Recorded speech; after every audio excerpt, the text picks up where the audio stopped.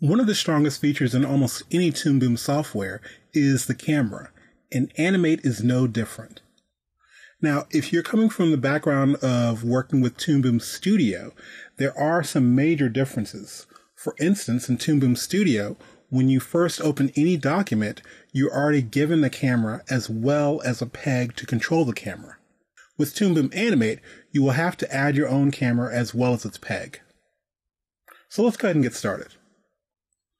I'll first go down to my timeline, and I'm going to simply click on our plus sign here and add a camera. And to control this camera, I'm going to simply go to the end here and simply click Add Peg. Now, this is one camera view, but to look at it from the top, I'm simply going to go to the top window. If you look over here by Tool Properties, I can select the top window. And if you do not see this, let's go to Windows, come down and select Top. Now in the window, I can see both of my layers. So I can select the background layer as well as the bar layer. Now, in order to move my camera, I'm going to simply select the camera peg on the timeline. And then I'm going to go up to my advanced animation tools.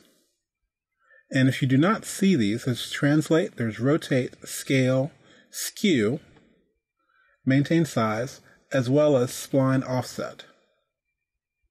If you do not see this, go to Windows, come down to Toolbars, and select Advanced Animation. So in order to move my camera, I'm going to simply select the Translate tool. And if you note, I have these two arrows here in our top view. The blue arrow, I can move forward and backward. And this is moving back and forward on the Z-axis. As well as I can move from left to right. And that's our X-axis. As well as I can come directly to the camera view here with our image, and I have the green arrow so I can move things up and down for our Y-axis.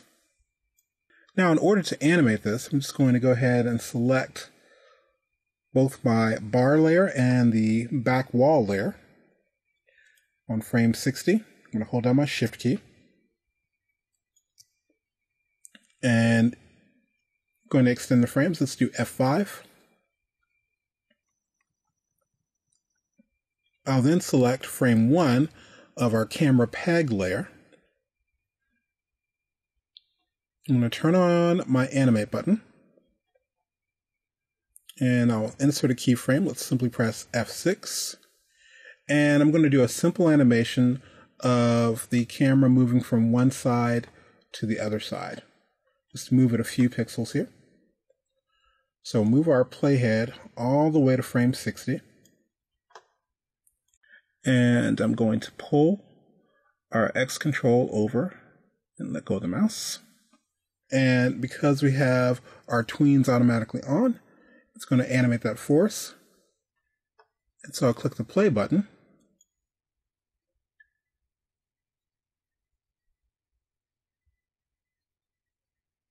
All right, and now we've created a simple camera movement.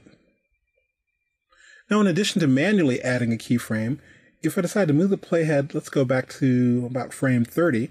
If I decide to move the camera controls directly in the camera view, if I were to pull this up, it's automatically going to add in a keyframe. In addition to that, I can come here and select the rotate tool and rotate this just a little bit. So now if we play the animation,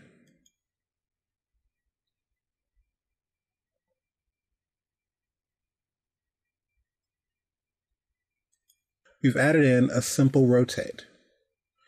Now, one of the last things I want to show you with the camera, I'm going to zoom out here.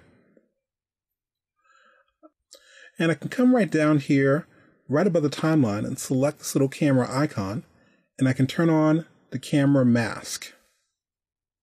Now, what this is it's blocking out everything else, and it shows us what the final movie will look like.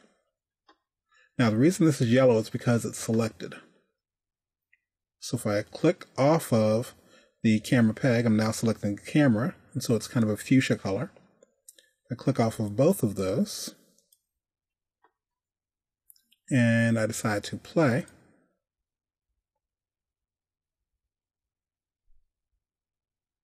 We can see the final animation. So by adding a camera to our scene, we're able to add some nice movement and make our scene a little more complex.